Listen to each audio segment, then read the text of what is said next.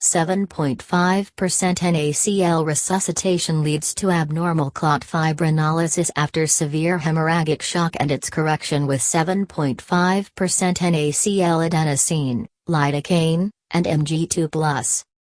By Hayley Louise Letson via Journal of Emergencies, Trauma, and Shock, 2018-11-1.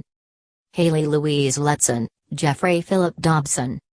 Journal of Emergencies, Trauma, and Shock 2018-11-1, 1524. Background: hyperfibrinolysis is a common complication of hemorrhagic shock.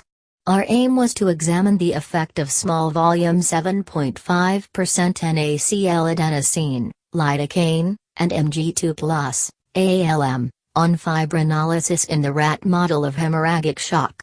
Methods: rats were anesthetized and randomly assigned to one of four groups: 1. Baseline, 2. Shock, 3. 7.5% NaCl controls, and 4. 7.5% NaCl ALM.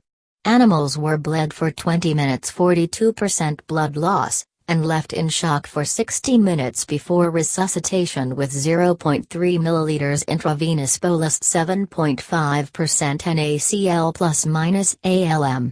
Rats were sacrificed at 5, 10, 15, 30, and 60 minutes for rotation thromboelastometry and 15 and 60 minutes for ELISA analyses. Results: after hemorrhagic shock, 7.5% NaCl failed to resuscitate and exacerbated coagulopathy and fibrinolysis. At 15 and 60 minutes, the activation as extrinsically activated test using tissue factor, extim, with aprotein to inhibit fibrinolysis, APTIM, test showed little or no correction of fibrinolysis, indicating a plasmin-independent fibrinolysis.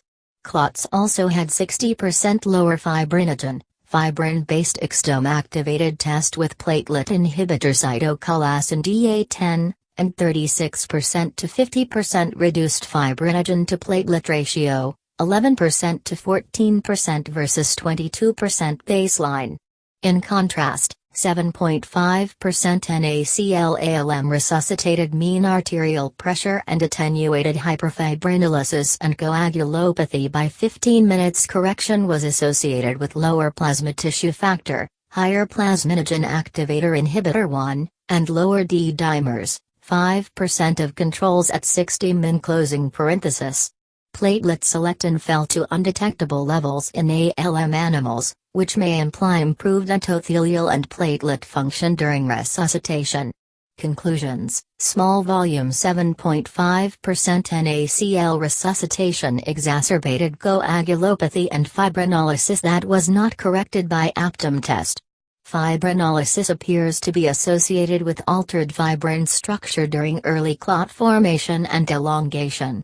In contrast, 7.5% NaCl ALM rapidly corrected both coagulopathy and hyperfibrinolysis.